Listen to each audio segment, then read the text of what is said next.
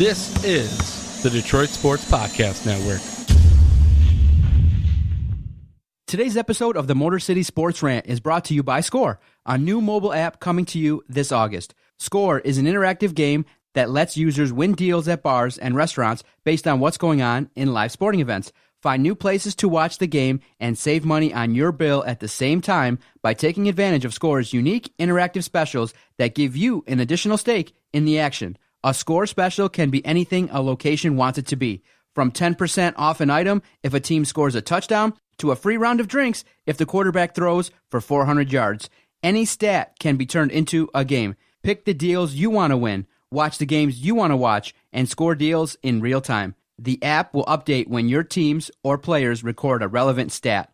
When the conditions of your deals are met, coupons are sent to your device to show to your server or bartender. It's that easy. Score is coming to the App Store and Google Play this August. For more information, check them out on the web at score-app.io.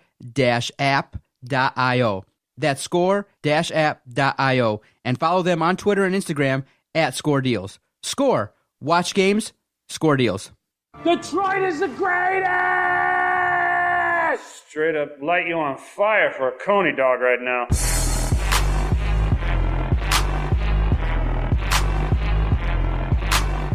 Darren McCarty comes back with Neiman in front of him. McCarty draws. McCarty in. McCarty scores! He makes them a goal! Darren McCarty!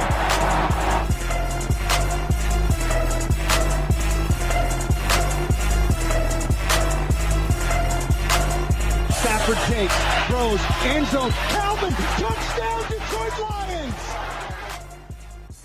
Welcome, everybody, to another episode of the Motor City Sports Rant. I am the Doc, John Macaroon, coming back. I just came back from Traverse City, celebrating my wedding anniversary with the missus. That's why Jason's not here today. A great opportunity for the Doc to react to the news of the day. Coming back home, the drive from Traverse City was unbelievable. It was great. About a 4-hour drive down I-75, not too much traffic, just hit a couple of work zones that delayed the ride home, made it back to Detroit in about 4 hours, got a chance to enjoy some time with the missus over the weekend, and then the news alert started to break. For me, I had a question when the news broke earlier on Monday that Matthew Stafford missed practice, and I said to myself, that's unusual because I don't recall a time when Matthew Stafford ever missed practice. So I said, maybe something's going down. Maybe the contract is about to get wrapped up. But when the alert came down that Matthew Stafford had signed for another 5 years at an average per season of $27 million, let me first give you my reaction when I first got the alert. I said, wait a minute. Okay. I said, 5 years, okay, and then the news started to trickle that, yes, indeed, Matthew Stafford was going to be, in fact, the highest paid NFL player. And then the thoughts that crossed my mind were, did Matthew Stafford demand in excess of $30 million per season? Oh my goodness, what's the average per season cost going to be? How is it going to affect the salary cap? First and foremost, when I saw that the value was $27 million per season, perfect number. And many of you that follow us or follow our Twitter page at Detroit Podcast will say, wait a minute, you're not a Stafford guy. You're always on there harping that he's not worth it, that this is a deal that could cripple the Detroit Lions. Hold on. In my mind, I always knew that Matthew Stafford was going to get this deal. I always knew that he was going to sign the contract and end up being the highest paid quarterback, the highest paid player. Once the number was set at $25 million, I said, okay, the best number would be $26 million, 27 tops. So kudos to Bob Quinn for coming in at that exact number. Everyone was debating early on regarding, well, could Kirk Cousins' contract situation really affect Matthew Stafford getting signed? Maybe because Kirk Cousins might demand over $30 million on the free market. And so people were skeptical that the Lions could get anything done for less than $30 million per. But $27 million a season, granted that I don't think that he's worth that money, and we'll talk about that here in just a few minutes, but that's a perfect number for the Lions, and that's a perfect number, really, in essence, for Matthew Stafford. Many people that replied to my tweets on Twitter at Detroit Podcast said, look, if you know the marketplace, then you realize that Stafford was going to get a little bit more than Derek Carr, and Derek Carr was making $25 million. So yeah, I knew that Matthew Stafford was going to come in a little bit higher than Derek Carr.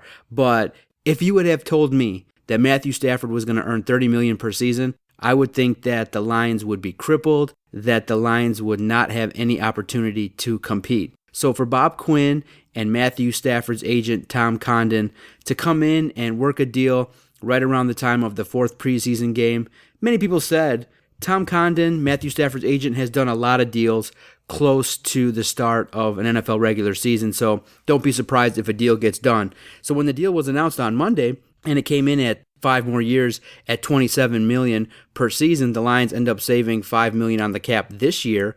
It's amazing. It works out for the Lions. It works out for Matthew Stafford, obviously, in that he's making a boatload of money. He's not going over that $30 million a season threshold, and I'm okay with that. Okay, I'm okay with the fact that Matthew Stafford is going to be the quarterback. This is the guy that the Lions organization has pegged to take them to the promised land, okay? So that's the part that I understood, and I said that. I always knew that the deal would get done and that the deal would be a long-term deal and that would make Matthew Stafford the highest paid player in the NFL. The question was, what was that number going to be? And so $27 million is fair. It's fair for the Lions. It's fair for Matthew Stafford. So that question is put to bed. So now you ask a different question, which is when you evaluate Matthew Stafford as a player, and it seems like the Matthew Stafford supporters are out in full force, and I respect that. I love having debates with the supporters on our Twitter page regarding Matthew Stafford because of the fact that I've watched him now for the better part of 8 to 9 years, and you ask yourself when you watch Matthew Stafford, can you envision a Matthew Stafford-led team winning multiple playoff games, having heroic comebacks, doing the things that are needed at that quarterback position to take a team through a playoff run, through adversity, through ups and downs? Do I see Matthew Stafford and the Lions having ultimate success to make that contract worth it? No, I do not. And the reasons why I say that is because when I ask myself, are the Detroit Lions and Matthew Stafford going to have continued and sustained playoff success in the next 5 to 6 years? My answer is no, because my eyes haven't seen it. I do not believe it to be true, so I'm very, very skeptical. People will say, look, Matthew Stafford is the best Lions quarterback that has ever come along, and if you don't pay the man, and if he's not the guy that's behind center, then the Lions have no chance. Okay, well, when I look at it with Matthew Stafford behind center at this point in time, they do not have that many playoff wins. They do not have that many deep playoff runs. And whether or not you want to believe it, whether or not you're in the camp that says, hey, Matthew Stafford needs this, Matthew Stafford needs that, the quarterback position is the position of leadership on any football team. Okay, so you can't sit here and say, well, a football team is made up of this and made up of that, and it's not all Stafford's fault. Well, okay, I understand that Matthew Stafford is on a team, the Detroit Lions, that has a history of ineptness. I understand that. But when you look at Matthew Stafford and what he projects to do in big games versus big-time opponents, he's going to average around 275 yards, a touchdown, but not a lot of victories.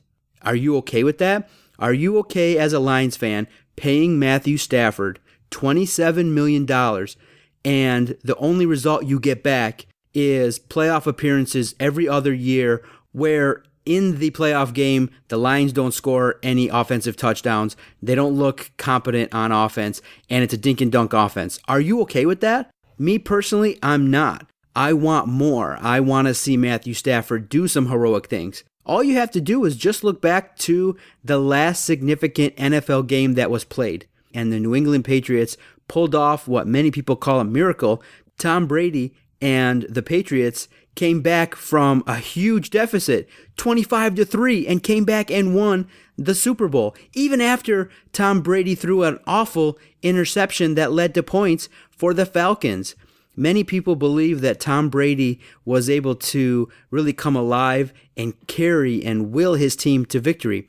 I just don't see that with my eyes with the quarterback of the Detroit Lions. Now, I don't hate Matthew Stafford. I don't begrudge the man for, negotiating this deal and getting it. But I'm asking two different things. One, I'm very happy that this was the deal that played out. $27 million is fair on both sides. But now I'm asking a different question. I'm asking a couple different questions. I'm asking, what does Matthew Stafford have to do in order to not make this contract one of the worst contracts ever signed by the Detroit Lions? And I'm going to come out here and say it. I think this contract that was signed on Monday is the worst contract that the Lions will have ever signed. You want to know why? Right now, the Stafford supporters are still on board. The Lions fans and supporters of Matthew Stafford, they still see Matthew Stafford as the conductor of a train that's going to lead to lots of playoff wins, lots of success, lots of offensive production. And I see something completely different.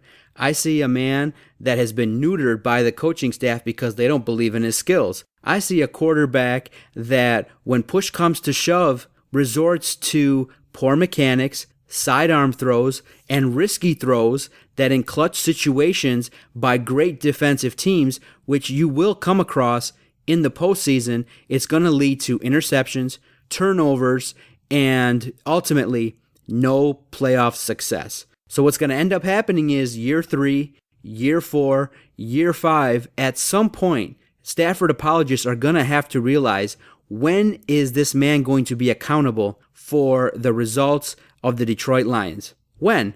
After year 10, 11, 12, with no playoff wins, with no deep playoff runs, in year 3 or 4, when everybody is wondering, oh boy, maybe he was not the guy. Maybe this is not the guy that's going to lead us to the promised land.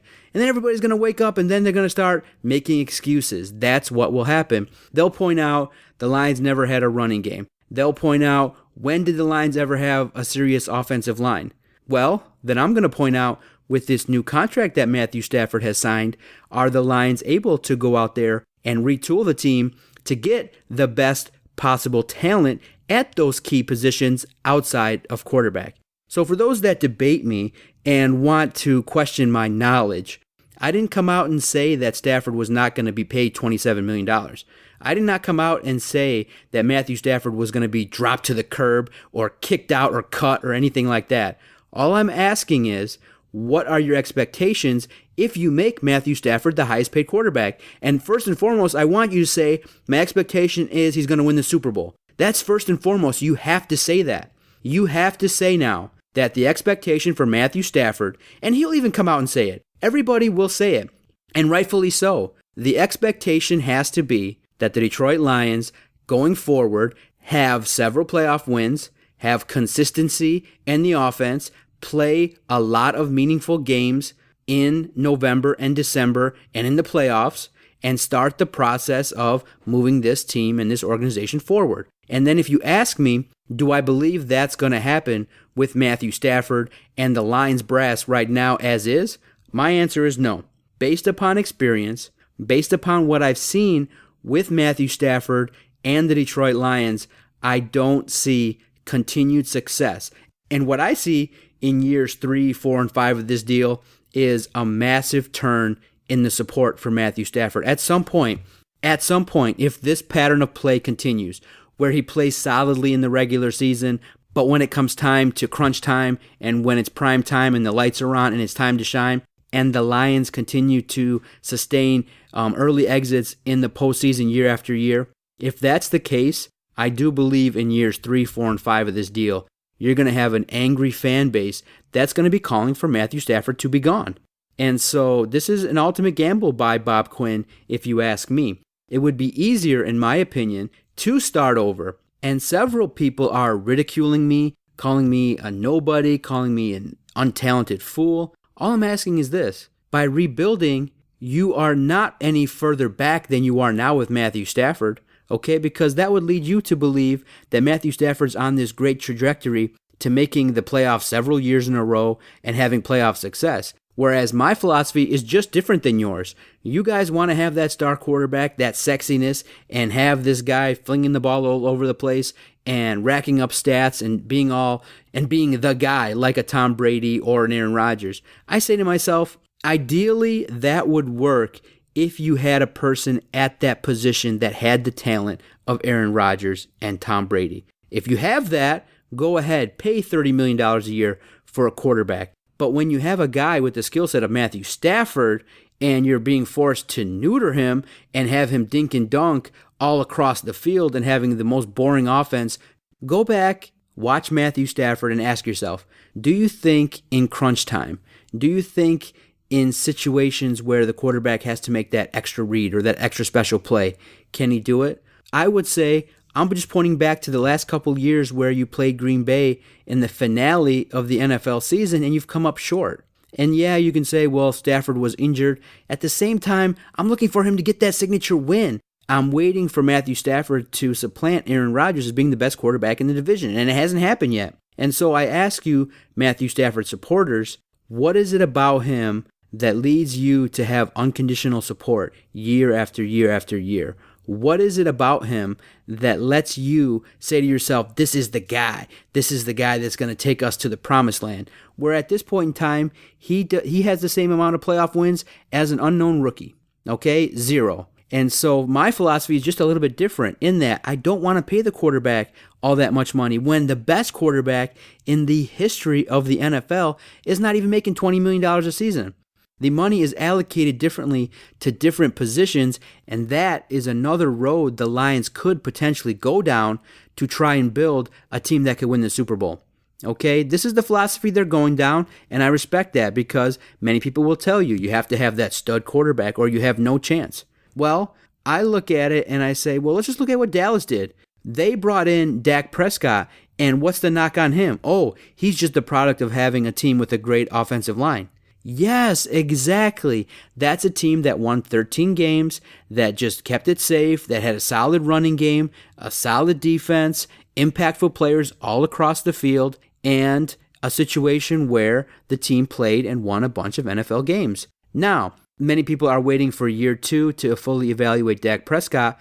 I would say there are other ways of building an NFL team that can have success other than having a superstar quarterback. That's just my opinion. My opinion would be, if I was building the team, to pay the quarterback less and to be more of a game manager, a guy that can not turn the ball over, similar to a Trent Dilfer, and have a team that can pound the football, play solid on both the offensive line and defensive line, and build out through the defense and have stud linebackers and have a bunch of stud players at several positions. Because of the fact that it's a salary cap league, you can't just sign everybody. But this deal with the Lions with Matthew Stafford is not so prohibitive where you can't re-sign Ziggy Ansah when his time comes. But when it comes down to potentially signing Jared Davis when his time comes, or potentially signing other impactful players, had Kerry Hyder not gotten hurt, he was going to come asking for more money. Other players, when their deals are due,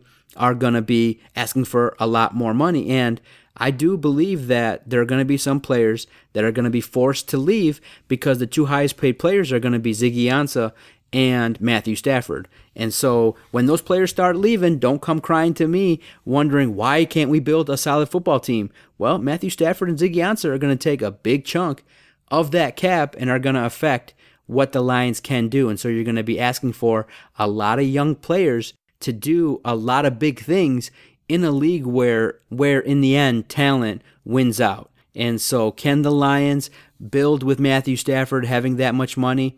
I'm sure hoping so. I have confidence in Bob Quinn in that he is finding some impactful players, but in a salary cap league, you are counting heavily on the players that you pick in the NFL draft to come in and be successful. And sometimes they don't. Sometimes even with the most research that you can do, a player doesn't pan out. And so for me, I just want more cap flexibility in terms of going out there and getting talent, getting proven talent, and going out there and keeping guys that you know can be successful. And can that happen with Matthew Stafford making that much money?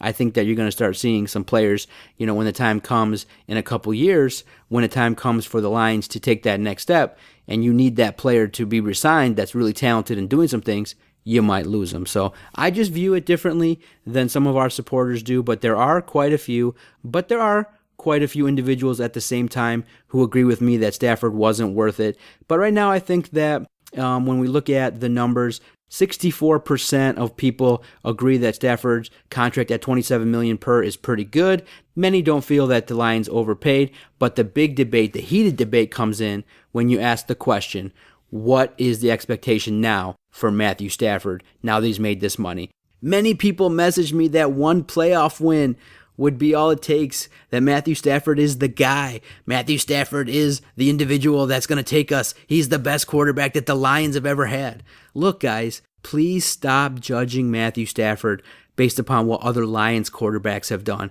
There's been nobody in the modern era that's been anywhere near Matthew Stafford. That's a given. But don't judge that on the lowest common denominator. Judge Matthew Stafford versus Drew Brees, versus Aaron Rodgers, versus Tom Brady. Judge him versus the best. Stop judging Stafford versus a bunch of crumb bums who threw a bunch of picks and never led nobody nowhere. Stop judging him that way and raise your expectations. They know it. He expects it. Matthew Stafford expects to win the Super Bowl, and that's what he's striving to do. But do I think that he is the guy to do it? My answer is no. I would build a football team differently. You may call me an idiot. You may think that I have no merit based upon what I'm saying, but that's my opinion, and I'm sticking with it. And if I'm wrong, feel free. I'm available 24/7. Message us on Twitter at Detroit Podcast, and I'll eat crow if Matthew Stafford has sustained playoff success. He gets a lot better, cuts down on the interceptions, stays healthy, and he's able to lead the Detroit Lions to a bunch of playoff success. And even if the Lions can win the magical prize, the Super Bowl, definitely hit me up. I'll eat crow because I'm hoping I'm wrong, but I don't think I am on this one. My goodness, turn on the microphone and just spit out 20 minutes talking about Stafford and the contract. How lucky was I to be able to record this podcast after the news broke? And tune in to the rest of the podcast on this fine network. Check out DetroitSportsPodcast.com throughout the week. There'll be several more debates regarding Stafford. Several of the other hosts are definitely going to talk about the biggest news in Detroit sports that we made this week. The other sporting event that I want to talk about before I get out of here is the Conor McGregor fight. Floyd Mayweather was able to defeat him via TKO. And it's kind of funny because everybody was talking about watching this fight, going over to a friend's house and having a party and being able to be entertained by this fight. I was in Traverse City. I did not end up watching the fight. I had a huge day on Saturday, went hiking on some sand dunes with the missus, kind of went out and had a good time, had a nice dinner, hung out by the water. And so by 11:30, I thought I was going to be primed to just kind of, fire up the computer. I brought the laptop up to the hotel room in Traverse City. I was just going to follow along on Twitter and see what was going on. But around the time of 11:15, you started getting reports that the pay-per-view distributors were having a hard time with airing the product because of so many people trying to get on the servers at the same time. Many outlets had issues with the stream, and there were delays, and the fight didn't even go off, I think, till after midnight. So around 11:30, 11:45, I was tired, and I said to myself, you know what? I'm tired. I think this is going to be an uninteresting fight. I know that Mayweather's going to win based upon all the experts. Hell, we even had Thomas Hitman Hearns sit across from us and tell us, look, guys, Floyd Mayweather's a boxer. He's going to win the fight. All the experts said it, and we believed it at the same time. So I knew that Mayweather was going to win. I'm kicking myself in that I didn't throw any money down on Floyd Mayweather, but at the same time, I was out cold. By 11:45, I was sleeping. Got an alert on my phone after the fight was over. Woke up, watched a little bit of FS1 with Dana White being interviewed. Conor McGregor, I think I saw, kind of half asleep. But in the end, many people felt it was an interesting fight. Conor McGregor held his own. Both men walk away with a boatload of money. But the angle that was fascinating to me, and I want to touch on this before I get out of here, is the fact that there are some reports that 3 million people watched the stream illegally. Meaning, they didn't pay the $100. They didn't go out to a bar or pay any cover. They just fired up the computer, went to Periscope, went to Facebook Live, and watched the fight for free. And I was fascinated in that many people messaged me and said, yeah, I did it, had no problem. Even got a chance to watch it in HD. And I said to myself, man, that would have been the avenue I would have liked. But in a hotel room, I've never really had that much success with Wi-Fi in a hotel room. So right now, when I go to a hotel room, I just kind of surf through the 3G service that I got, through the Verizon Wireless, and it does the job. Because many people were watching a stream that was illegal, and at the same time, it would cut out right before, or the feed would cut out right before the fight, or some people messaged us that the feed would cut out maybe just before the knockout. So for me, that's the kind of success I would have, would be I would watch it and then right halfway through the stream would cut out, or I wouldn't be able to watch it at all, or I would find a situation where if I tried to stream it for other people, they would probably block my Periscope or block my Twitter page or things like that. So I found it fascinating that up to 3 million people didn't pay for the fight. And so for me, people will ask, well, what do you think about it? I think it's great. I think that if you can find something that many people want and you can find it for free, more power to you. It's just a little bit more irritating because I think you got to get a little bit lucky in order to take advantage of a free stream. I think you got to be super lucky that the stream doesn't cut out, that you don't get super invested in a fight and then only to have it turn off, or that you have to bounce around and keep searching continuously for the free service. So for me, if I was going to be able to stay up, I would have paid the $100, but I didn't find it to be worth the investment. I knew what was going to happen before it happened. And so I've seen tons of boxing fights. I've seen well over 200 UFC pay-per-views. And so I've seen a lot of events. I've seen the next big thing. I've seen a lot of fights that people have hyped up. Some have been great. Some have been not so great. And there's even one coming up with Triple G and Canelo Alvarez that I'm potentially interested in checking out as well. And for me, I wasn't able to stay awake through the Conor McGregor fight. And if I was going to be trying to find a stream illegally, I don't think I would have been successful. I've never been able to watch wrestling pay-per-views, boxing pay-per-views live via an illegal stream. Now, people said that they were Snapchatting it along the way. Maybe people were periscoping it. Some people watched by just going on their Twitter page and saying, hey, is there a link for me to find? At the same time, I did see something that was fascinating, that was a hustle, a dirty hustle, that I didn't respect at all. I do respect those that tried to watch the fight for free. It's an effort, it's a grind to try and find it and stick it all the way through, and I hope you were successful. But I did find another form of a dirty hustle out there that I did not respect. Many people that day were posting, if Conor McGregor wins this fight, I'll retweet if you follow this. Others wrote, if Mayweather wins this fight, I'll give everybody $1 or something if you retweet this. And so if you read under the comments of people who posted that kind of nonsense, many people would gain followers, up to 3,000 or 4,000 followers that same night, by having all those people retweet it because of the guarantee of potentially, getting some money. But guys, realize when people do that, they're just doing it to get followers. Okay, trust me, I know. I've been tasked with trying to build a Twitter page from the ground up, and luckily this one worked. At Detroit Podcast, we built up a following. But one thing we've never done is say, hey, if you retweet this comment, you'll get a certain dollar amount if something happens. That's a scam. That's someone who is scamming you, that's saying, hey, retweet my page, give me exposure, and if Conor McGregor would have won that fight, you would have not seen a penny from that individual. And the best kicker of all is when they post their PayPal with however much money is in it. Come on now, if you believe that, you could easily Photoshop that. You could easily put some money in PayPal, quickly take it out, or just have that money at a certain time. Many people are scamming that, so don't fall for it. If you see someone who says, hey, if Mayweather wins this fight, I'll give you $5 for anybody who retweets this if Mayweather wins the fight. You will never see a penny, and you're going to waste more time hounding this guy down for the money, and you're going to get annoyed, and you're going to feel stupid. But I'm fascinated how many people take the leap of faith and say, shoot, what the heck, I'll waste the 3 seconds. I'll push retweet, and if Mayweather wins, I'll go back and try to figure out a way to collect the money. If you're willing to do that, I just got to ask, what is the percentage confidence that you have that you're going to get paid? Has anybody out there that listens to this been paid by somebody who said that they would, pay you out if what they guaranteed was to become true? I doubt it. If you look at the first 5 comments of anybody that posts that, they all say this is a scam, don't believe this, don't retweet this, don't give this person exposure. And I'm not about trying to gain followers through a dirty hustle. That's not right. We like to gain followers organically by having strong debates, by giving takes that people love or hate, or being entertaining in some form or fashion, but trying to outwork everybody. But one thing we don't do is give out false promises. And people that do that, I found, regarding the big events, but they were getting massive number of retweets and likes. I was like, wow, I was fascinated to see that.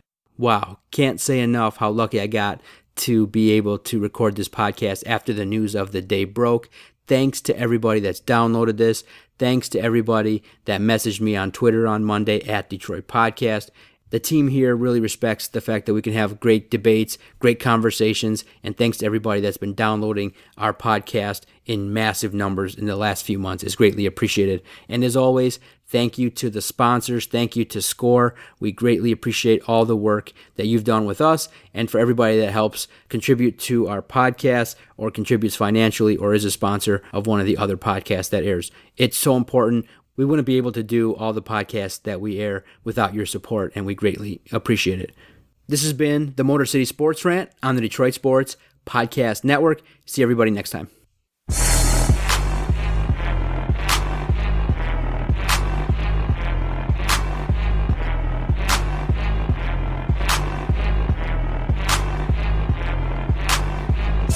Okay, nice idiot. You. Bye-bye.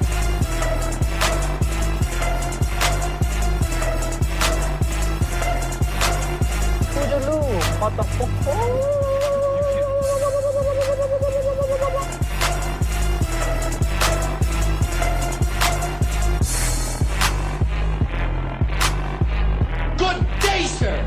I said good day.